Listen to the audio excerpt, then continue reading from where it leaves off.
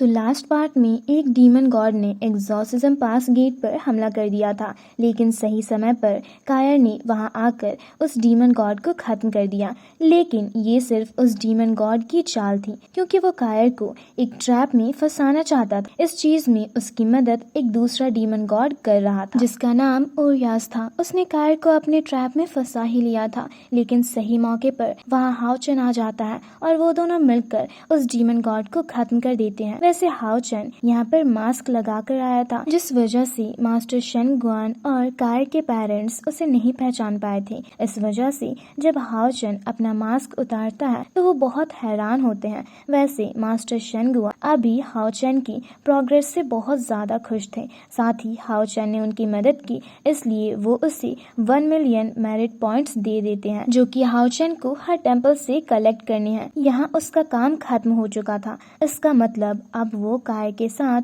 अपने किसी दूसरे टीम मेंबर को भी अपनी टीम में लेने के लिए जा सकता है। लेकिन उसी दौरान वहाँ एक गार्ड आकर बताता है कि ना जाने कैसे पर उनके साथी अपने आप ही बेहोश हो रहे हैं। अभी इस पार्ट की शुरुआत उस सीन के कुछ मिनट्स पहले से होती है। हम देखते हैं कि वो गार्ड्स अभी अपनी जीत से बहुत ज्यादा खुश थे, लेकिन अचानक ही एक इंसेक्ट उनके पास आता है, जिसे उन्होंने नोटिस भी नहीं किया था। वो किसी तरह का खास इंसेक्ट था। इसकी वजह से जिस भी गार्ड पर वह जाकर बैठता, उसकी बॉडी पर एक स्पेल जनरेट हो रहा था, जिसकी वजह से वो गार्ड्स अपने आप ही नींद में जाते जा रहे थे। ऐसा करते हुए उस इंसेक्ट ने वहाँ उतनी जगह के सभी गार्ड को सुला दिया था, जो देखकर दूर खड़ा एक गार्ड तुरंत भागकर मास्टर शेनगुआन के पास पहुँचता है और उन्हें ये सारी बातें बताता है। जिसके बाद मास्टर शेनगुआन और बाकी सभी उस जगह पर आ चुके हैं जहाँ वो गार्ड्स हैं जिन्हें उन इंसेक्ट ने सुला दिया है। वहाँ पहुंचकर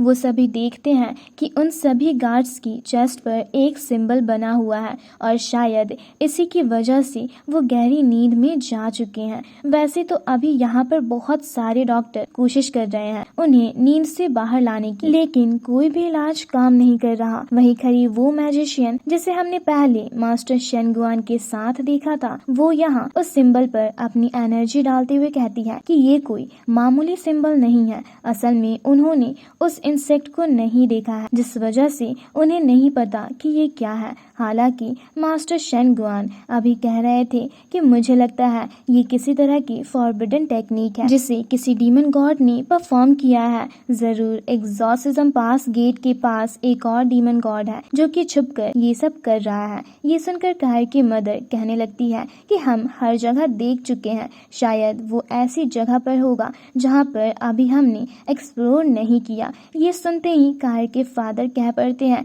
कि ठीक है, फिर हमें उस जगह के लिए निकलना चाहिए, क्योंकि हमें उस डीमन को जल्द से जल्द खत्म करना होगा, वरना इस तरह से हम हमारे बहुत सारे गार्ड्स खो देंगे। ये सुनकर कायर और हाओचन दोनों उनके साथ जाने को तैयार हो जाते हैं। इसके बाद अब हम देखते हैं कि यहाँ एक टीम तैयार कर ली गई थी जो कि उस जगह पर जाएगी जिस जगह को अब तक एक्सप्लोर नहीं किया गया है। यहाँ टोटल 7 लोगों को चुना गया था, जिसमें कायर के फादर, हाओचन और कायर तीनों भी शामिल हैं। अभी यहाँ उनके जाने से पहले मास्टर शेनगुआन उनसे कह रहे थे कि उन्हें नहीं पता कि वहाँ किस तरह का खतरा उनका इंतजार कर रहा है, क्योंकि अभी तक उन्होंने सिर्फ इतना ही एक्सपेक्ट किया है कि वहाँ सिर्फ एक डीमन गॉड है, लेकिन वहाँ कुछ भी हो सकता है। इसलिए वो कह रहे थे कि तुम सभी को संभल कर रहना होगा। तुम्हें जब तक जरूरत ना आए तब तक एक दूसरे से ज्यादा दूरी नहीं बनानी। साथ ही वो सभी को एक एक इमरजेंसी टोकन भी देते हैं, जिसका इस्तेमाल वो सिर्फ तभी करेंगे जब प्रॉब्लम ज्यादा बढ़ जाएगी। उन सभी ने इमरजेंसी टोकन्स रख लिए थे और इसके बाद वो वहाँ से निकल पड़ते हैं। वैसे इस दौरान कायर की मदर मास्टर शेनगुआन से कह रही थी आपको चिंता करने की जरूरत नहीं है। अभी अभी हाओचन और कायर ने मिलकर 2 डीमन गॉड्स को खत्म किया है, इसलिए ये इतना ज्यादा मुश्किल नहीं होगा। पर इस पर मास्टर शेनगुआन कहते हैं कि नहीं, हाओचन यहाँ पर पहुँचता इस चीज की किसी को खबर नहीं थी। अगर वो यहाँ नहीं आता तो शायद हम चाहकर भी कायर को ना बचा पाते, क्योंकि इस बार ये डीमन गॉड्स बहुत ही ज्यादा प्लानिंग के साथ हमला कर रहे हैं, जिस वजह से मुझे नहीं लगता कि ये मिशन इतना ज्यादा आसान होगा। वैसे हम देखते हैं कि अब बाकी लोग यहाँ से मिशन के लिए निकल चुके थे। वहाँ आगे बढ़ते वक्त कायर के फादर रास्ते में एक मार्क लगा देते हैं, जिससे कि वो जो इमरजेंसी टोकन मास्टर शन गुआन ने दिए हैं उनका जब भी कोई इस्तेमाल करे तो वो टेलीपोर्ट होकर यहाँ आ सके, क्योंकि ये एक सेफ जगह थी। अब इसके बाद ये लोग आगे बढ़ते समय हवा में कुछ फ्लाइंग डीमंस को देखते हैं, जिन्हें खत्म करना बहुत ज्यादा जरूरी था, क्योंकि अगर उन फ्लाइंग डीमंस ने इन्हें देख लिया तो वो वहाँ बाकी जितने भी डीमंस हैं वो पहले ही अलर्ट हो जाएंगे। इसी वजह से यहाँ कायर बहुत ही शांति से हवा में आते हुए उन पर हमला करना शुरू कर देती है। वो एक अशासियन है, इसलिए उसे पता है कि इन्हें किस तरह से खत्म करना है, वो भी बिना आवाज किए। यहाँ बहुत ही जल्दी उसने जितने भी डीमंस थे उन्हें मार दिया था और इसके बाद वो फिर से आगे बढ़ने लगे थे। कायर के फादर कहते हैं कि हमें यहाँ से 4 टीम्स में डिवाइड होना होगा, जिसमें हाओ चैन और कायर की टीम का काम होगा कि उन्हें इन्वेस्टिगेट करना है कि असल में ये डीमंस यहाँ क्या कर रहे हैं और बाकी गार्ड्स जो कि बेहोश हुए थे उस चीज के पीछे है कौन। अब यहाँ पर ऑर्डर मिलने के बाद कायर और हाओ चैन एक अलग डायरेक्शन में चले गए थे, जहाँ उन्हें रास्ते में बहुत सी डीमंस दिखते हैं। ये सभी फ्लाइंग डीमंस थे, इनसे लड़ना बेवकूफी होती, इसलिए कायर और हाओ चैन सामने ना आने का फैसला करते हैं। तभी वो ऊपर देखते हैं कि 2 फ्लाइंग डीमंस आपस में बात कर रहे थे, जिसमें एक कह रहा था कि सब तो अंदर चले गए, आखिर हम यहाँ क्या कर रहे हैं, हमें भी अंदर चलना चाहिए। इतना कहते हुए वो एक गुफा जैसी जगह में जाने लगते हैं, जहाँ अंदर का माहौल किसी वोल्केनो की तरह था, जो देख हाओ चैन और कायर भी चुपचाप उनका पीछा करते हैं। वहाँ अंदर जाकर वो देखते हैं कि वो दोनों फ्लाइंग डीमंस यहाँ लावा के अंदर चले गए हैं। ये चीजें उन्हें समझ नहीं आती, बस वो इतना समझ गए हैं कि ये जगह एक फॉरबिडन एरिया है जिसे डीमंस छुपने के लिए यूज करते हैं। अब हाओ चैन कायर से बोलता है कि हमें यहाँ से चलना चाहिए, हमें इस चीज की खबर तुम्हारे फादर को देनी होगी। लेकिन अब इतने में ही पीछे से एक डीमन आते हुए हाओ चैन पर हमला कर देता है, जिसकी वजह से हाओ चैन और कायर यहाँ उस गुफा के अंदर फिका गए थे। साथ ही बाकी डीमंस ने भी उनकी आवाज सुन ली थी। उसी समय उन डीमंस का लीडर वहाँ बाहर आता है, जो कि डीमन गॉड नहीं है, पर फिर भी वो ताकतवर है। वो यहाँ इन पर हमला कर रहा था। ये दोनों किसी तरह से पहले उसके अटैक्स को रोकते हैं। अब इस लड़ाई की वजह से वहाँ अंदर और डीमंस आना शुरू हो गए थे, जिनसे लड़ने में इन्हें प्रॉब्लम हो रही थी, लेकिन इन्होंने किसी तरह से उन्हें संभाल लिया था, क्योंकि उन डीमंस का लेवल इतना ज्यादा नहीं है। हाओ चैन एक साथ कई सारे डीमंस को खत्म करता है, लेकिन तभी वो मेन डीमंस यहाँ हाओ चैन की तरफ बहुत पावरफुल अटैक करने वाले थे, पर सही समय पर हाओ चैन स्नेल गॉड की दी हुई उस शील्ड को बाहर निकाल लेता है, जिसकी मदद से उसने उस डीमन का अटैक बहुत ही आसानी से रोक दिया था। ये चीज देखकर अभी वो डीमन बहुत हैरान था, पर इतने में ही कायर वहाँ हाओ चैन के पीछे से आगे आते हुए उस डीमन पर हमला करती है और वो दोनों मिलकर यहाँ उस डीमन को खत्म कर देते हैं। हालांकि ऐसा करते ही अचानक से वो जगह चेंज होने लगी थी, जो देखकर हाओ चैन समझ जाता है कि अभी तक उन्होंने जो कुछ भी देखा शायद वो सब कुछ एक इल्यूजन का हिस्सा था। जैसे ही वो इल्यूजन हटता है तो यहाँ उनके सामने एक लेडी डीमन आ जाती है, जो कि आराम से लेटी हुई थी। वो ऐसा दिखा रही थी जैसे कि वो आराम कर रही हो, हालांकि इनकी प्रेजेंस से अब वो डिस्टर्ब हो चुकी है। वो बैठती है और कहती है कि तुम लोग यहाँ आ ही गए। इतना कहते हुए उसने अपने एनर्जी प्रेशर को हाओ चैन पर रिलीज कर दिया था, जिसे हाओ चैन संभाल नहीं पा रहा था। इससे वो समझ जाता है कि ये डीमन गॉड बहुत ज्यादा पावरफुल है। हालांकि कुछ ही समय में उसे याद आ जाता है कि ये कौन है। ये असल में 12th डीमन पिलर की सक्सेसर है, जिसका नाम साइट्री है। अब यहाँ हाओ चैन इसकी प्रेजेंस से बहुत ज्यादा हैरान हो चुका था, क्योंकि देखा जाए तो पहले भी डीमन गॉड्स एग्जॉर्सिज्म पास गेट या बाकी गेट्स पर हमला कर चुके हैं, लेकिन उनकी रैंक बहुत ज्यादा थी, और जितना ज्यादा रैंक का डीमन गॉड होगा इसका मतलब वो उतना ही कम लेवल पर है। ये 12th रैंक की है, है, जिसका मतलब इसका लेवल बहुत ज्यादा था। हाओचेन ने इसके बारे में पहले भी सुना है। इसे लस्ट डीमन गॉड भी कहा जाता है, जिसने 9 रिलम्स को मास्टर किया हुआ है। हाओचेन जानता था कि वो दोनों मिलकर इससे अभी नहीं लड़ सकते, इसलिए हाओचेन तुरंत इमरजेंसी टोकन निकालता है। लेकिन जैसे ही वो उसका इस्तेमाल करने की कोशिश करता है तो उसे पता चलता है कि इस जगह के ऑरा के कारण वो उसकी पावर का इस्तेमाल कर ही नहीं सकता। इसका मतलब वो यहाँ से नहीं जा सकते। पर तभी साइट्री कहने लगती है कि मैं तुम्हारा ही इंतजार कर रही थी। मैंने कितनी कोशिश की तुम्हें यहाँ लाने की, लेकिन अब तुम खुद मेरे पास आ चुके हो। वो ऐसा कायर से कह रही थी। अभी उसकी इतनी बातें सुनकर हाओचेन सारी प्लानिंग समझ चुका था। असल में अभी कुछ समय पहले ओरियस यानी वही डीमन गॉड जिसने कायर को एक बड़े से ट्रैप में फंसाया था, वो तब कायर को अपने मास्टर के पास ले जाने की बात कर रहा था, जहां हमें पता चलता है कि उसकी मास्टर असल में साइट्री ही है, जो कि कायर को पकड़ना चाहती थी। वैसे अब तभी साइट्री यहाँ कायर को अपनी तरफ खींचने लगती है, जो देख हाओचेन कायर का हाथ पकड़ लेता है। लेकिन तभी साइट्री हाओचेन से कहती है कि लड़के, मुझे तुम्हारी जरूरत नहीं है, इसलिए तुम्हें अब मेरी वर्ल्ड से निकल जाना चाहिए। और इतना कहते हुए वो अपनी एनर्जी प्रेशर की मदद से यहाँ कायर को अपनी तरफ खींचने के साथ साथ हाओचेन को दूसरी तरफ को फेंक देती है। अभी उसी दौरान वहाँ एक पोर्टल ओपन होता है, जिसकी वजह से हाओचेन किसी और डोमेन में पहुंच जाता है। ये पूरी जगह साइट्री के ही डोमेन के अंदर आती है। वैसे यहाँ साइट्री कायर को अपने नजदीक लाते हुए कहती है कि तुम सच में बहुत ज्यादा सुंदर हो, तुम मेरी सक्सेसर बनने के लायक हो। वैसे ऐसा कहते हुए अभी वो कायर को टच कर रही थी, जिस चीज से कायर को गुस्सा आता है और वो कहने लगती है कि अपने इन गंदे हाथों से मुझे टच मत करो। इतना कहते हुए उसने अपना डैगर निकाल लिया था और यहाँ हमला करते हुए साइट्री को दूर हटा दिया था। वैसे साइट्री बहुत ही आसानी से उसके हमले से बच गई थी, क्योंकि वो खुद की बॉडी को इंसेक्ट्स में डिवाइड कर सकती है। और ये वही इंसेक्ट्स हैं जिनमें से एक को हमने वहाँ एग्जॉर्सिज्म पास गेट पर देखा था, जिसने सभी को बेहोश किया। वैसे कायर के हमला करने की वजह से अभी साइट्री गुस्सा नहीं थी, बल्कि वो कह रही थी कि तुम गुस्से में तो और भी ज्यादा ब्यूटीफुल लगती हो, मुझे तुम्हारा ये अंदाज पसंद आया। पर तभी कायर फिर से उसकी तरफ हमला कर देती है, लेकिन साइट्री उसके सभी हमलों को डॉज करते जाती है। साथ ही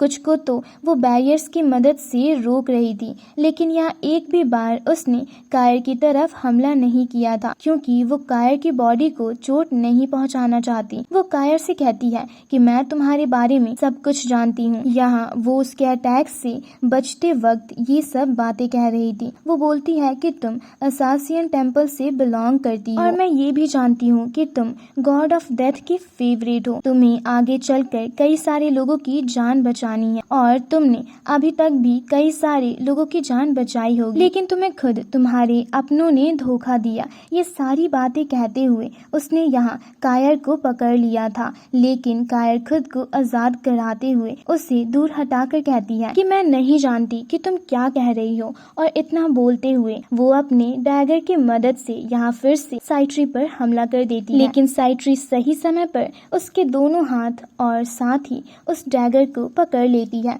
और फिर उसे एक पत्थर के पास लाकर उससे कहने लगती है कि तुम मुझ पर हमला करने की कोशिश क्यों कर रही हो? तुम अगर चाहो तो शांति से मेरी बात सुन सकती हो। तुम्हें सिर्फ मेरा सक्सेसर बनने के लिए हाँ करना है और तुम्हारे पास फिर इतनी पावर होगी जितनी तुमने कभी सोची भी नहीं होगी। उसके बाद सब तुम्हारी बात मानेंगे और कोई तुम्हें उनके डिसीजन मानने के लिए या उनके फायदे के लिए यूज नहीं करेगा। तुम उन सभी को खत्म कर पाओगी जिन्होंने जबरदस्ती सिर्फ तुम्हारा इस्तेमाल किया है। अभी ऐसा कहते हुए वो अपने मैजिक का इस्तेमाल कर रही थी, लेकिन कायर फिर से उसे दूर हटा देती है और उसके मैजिक से बाहर आते हुए कहती है कि मैं नहीं जानती कि तुम मुझसे क्या कह रही हो। तुमने जो कुछ भी कहा मुझे उसमें से कुछ भी याद नहीं है। ये सुनकर साइट्री भी हैरान थी। वो कहती है कि ऐसा कैसे हो सकता है, हालांकि अब वो कुछ ही समय में समझ चुकी थी कि जरूर कायर के साथ ऐसा कुछ हुआ है, जिसकी वजह से वो अपनी सारी पुरानी मेमोरीज भूल चुकी है।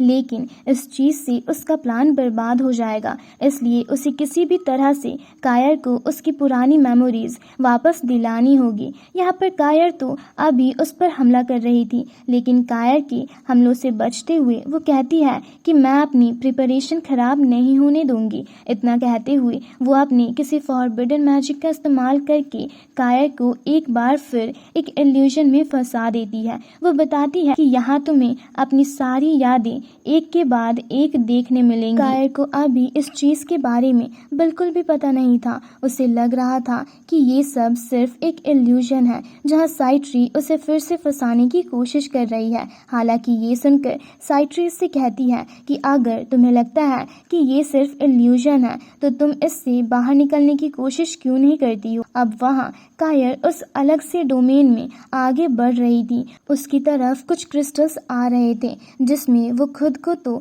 देख पा रही थी, लेकिन उसे वो सब इल्यूजन लग रहे हैं, इसलिए वो उन्हें डिस्ट्रॉय करते जाती है। लेकिन अब उसे एक क्रिस्टल के अंदर खुद का बचपन दिखाई देता है। ये वही टाइम था जब उसे उस ट्रेनिंग से गुजरना पड़ा जिसके लिए वो कभी खुद से हाँ नहीं करती। अभी बचपन में जितना उसने दर्द सहा था वो सारी चीज़ें कायर को फिर से महसूस हो रही थी। वो पहले ही सब चीज़ें भूल चुकी है, इसलिए उसके लिए ये सब बिल्कुल नया था, जिस वजह से उसके लिए फिर से इतना सब झेल पाना बहुत मुश्किल हो रहा था। उसके सर में बहुत तेज़ दर्द होना शुरू हो जाता है। वैसे यहाँ वो खुद को संभाल नहीं पा रही थी और वहाँ दूसरी तरफ साइट्री उसे भड़काने में लगी हुई थी। वो उससे कहती है कि देखा तुमने कितना दर्द सहा है, क्या तुम इसके बाद भी सभी को माफ़ कर सकती हो? मेरी मानो तो तुम मेरी सक्सेसर बनने के लिए हाँ कर दो, फिर हम मिलकर उनसे बदला लेंगे। अभी उस दर्द को ना सह पाने की वजह से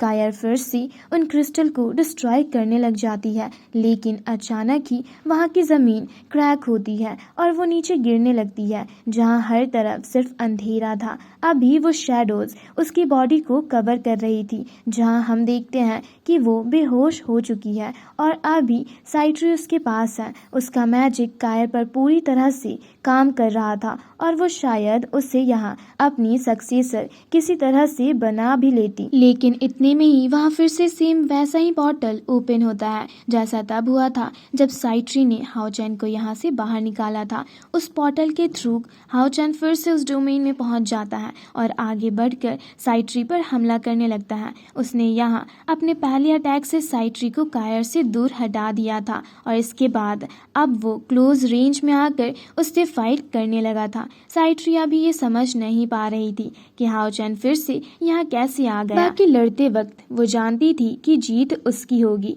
पर तभी हाओचैन अपनी डबल स्वॉर्ड से उसे वहाँ से दूर हटाते हुए यहाँ कायर की तरफ बढ़ता है, लेकिन साइट्री उसे रोक देती है। हाओचैन यहाँ कायर को बेहोश देख साइट्री से पूछता है कि तुमने कायर के साथ क्या किया। इस चीज पर साइट्री उसे बताती है कि वो तो बस कायर की पुरानी मेमोरीज उसे लौटा रही है और कुछ भी नहीं, जो सुनकर हाओचैन को बहुत गुस्सा आता है। हाओचैन जानता है कि ये अच्छी चीज नहीं है कि कायर को उसकी पुरानी मेमोरीज मिल रही है, लेकिन वो ये भी जानता था कि उसने बचपन में कितना दर्द सहा था। इस वजह से वो नहीं चाहता था कि उसे वो सब फिर से याद आए, क्योंकि अच्छा ही है कि वो उस दर्द को भूल चुकी है। अभी इसी वजह से हाओचैन यहाँ गुस्से में साइट्री पर हमला कर रहा था। साइट्री कहती है कि अचानक ही तुम्हें इतना ज्यादा गुस्सा क्यों आने लगा। वैसे वो हाओचैन के हर हमले को रोकते जा रही थी और कह रही थी कि अब समय पूरा हो चुका है, लगता है अब तक कायर को अपनी सारी मेमोरीज मिल चुकी होंगी। जल्द ही वो उठकर उन सभी से बदला लेगी जिन्होंने उसे दर्द दिया। वैसे वहाँ उस डोमेन के अंदर कायर के दिमाग में वो सारी मेमोरीज जाते जा रही थी, जो कि कायर के पास लौट कर ना ही आती तो अच्छा था, पर अभी उसका इस चीज पर बिल्कुल भी कंट्रोल नहीं था, जिस वजह से वो चीखने के अलावा कुछ नहीं कर सकती थी। हाओचैन जानता था कि कायर अंदर ही अंदर कितना दर्द महसूस कर रही होगी, जिस वजह से उसे बहुत ज्यादा गुस्सा आता है। यहाँ हमला करते वक्त वो तुरंत ही हवा में आ जाता है, जहाँ वो अपने जियांट लाइटनिंग स्वॉर्ड फॉर्मेशन को क्रिएट करता है। आसमान में डबल फॉर्मेशन क्रिएट होते हैं और लाइटनिंग स्वॉर्ड का वो बड़ा सा क्लोन निकलकर सीधा यहाँ साइट्री की तरफ जाता है। साइट्री ने यहाँ अपनी पावर की मदद से उस क्लोन को रोक लिया था। पर इसी दौरान हाओचन यहाँ बहुत बड़ी फायरबॉल क्रिएट करते हुए हमला करता है,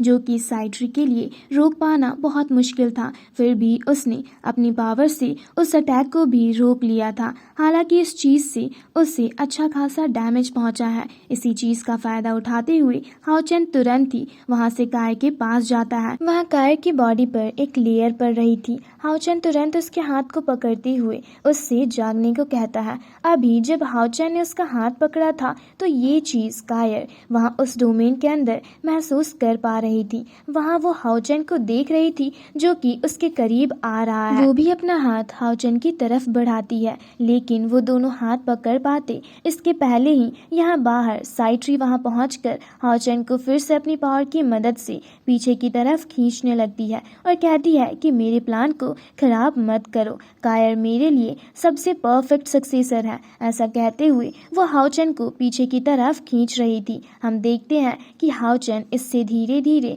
उस डोमेन में बाहर की तरफ निकल रहा है। जो चीज कायर देख पा रही थी वो हाओचन से कहती है कि घबराओ मत, अब ये बुरी मेमोरीज मुझे और ज्यादा दर्द नहीं पहुंचा सकती, क्योंकि मैं जानती हूँ कि हर बुरी याद में तुम मेरे साथ थे। इस वजह से वो यादें मेरे लिए कभी बुरी हो ही नहीं सकती। इतना कहते हुए वो उस डार्क ऑरा में पूरी तरह से घिर चुकी थी। ये डार्क ऑरा असल में उसकी वही बुरी यादें थी जो कि उसके अंदर जाती जा रही है। पहले कायर से डर रही थी, इसलिए वो इन्हें अपने दिमाग में आने से रोक रही थी, लेकिन हाओचन को देखने के बाद वो समझ चुकी है कि ये बुरी मेमोरीज उसके लिए जितनी बुरी है उतनी ही अच्छी भी है, क्योंकि इनमें कुछ पलों के लिए हाओचन भी है। इसलिए अब वो उन सभी मेमोरीज को रिमेम्बर कर लेती है। मतलब वो सारा ऑरा उसकी बॉडी में एंटर कर जाता है, जिस वजह से अब वो पूरी तरह से आज़ाद थी। वो यहाँ आगे बढ़ते हुए हाओचन की तरफ आती है। वो दोनों हाथ पकड़ते हैं, जिसके बाद हाओचन ने कायर को पकड़ लिया था और इसके बाद वो अपनी एनर्जी को रिलीज करते हुए वहाँ उस डोमेन से कायर को बाहर निकाल लाया था। हालांकि जब वो कायर को उस जगह से दूर लेकर जा रहा था तभी साइट्री गुस्से में उससे कहती है कि तुम कुछ भी कर लो, लेकिन मेरी इस जगह से बाहर नहीं निकल पाओगे। इतना कहते हुए वो अपनी पावर का इस्तेमाल करती है, जिसके कारण वहाँ एक बहुत ही खतरनाक टोर्नेडो क्रिएट हो जाता है, जो कि पूरी तरह से उन इंसेक्ट्स का बना हुआ था जिन्हें हमने पहले देखा था। ये बहुत खतरनाक था, लेकिन हाओचन उनके बीच से कायर को बाहर निकाल लाया था। कायर अभी मन में सोच रही थी कि भले ही मुझे अपनी हर एक याद वापस ना मिली हो, लेकिन मुझे वो याद वापस मिल चुकी है जब हम पहली बार मिले थे, और ये बात आज से बहुत ज़्यादा टाइम पुरानी है। वैसे अब हाओचन उसे वहाँ से नीचे ले आता है। अभी साइट्री पूरी तरह से तैयार थी हमला करने के लिए, इसलिए हाओचन कायर को नीचे उतारता है। तभी कायर हाओचन से कहती है कि हमें इससे वैसे ही मिलकर फाइट करनी होगी जैसे हमने तब फाइट की थी जब हम पहली बार मिले थे। जिसके बाद वो सेम वैसे ही खड़े हो जाते हैं जैसे उस सीन में खड़े थे जब उनकी फाइट उन वोल्फ मॉन्स्टर से हुई थी। हालांकि अब इसके बाद ही ये पार्ट यहीं पर खत्म हो जाता है। अगले पार्ट के लिए बेल आइकन को ऑन रखिएगा। Thanks for watching.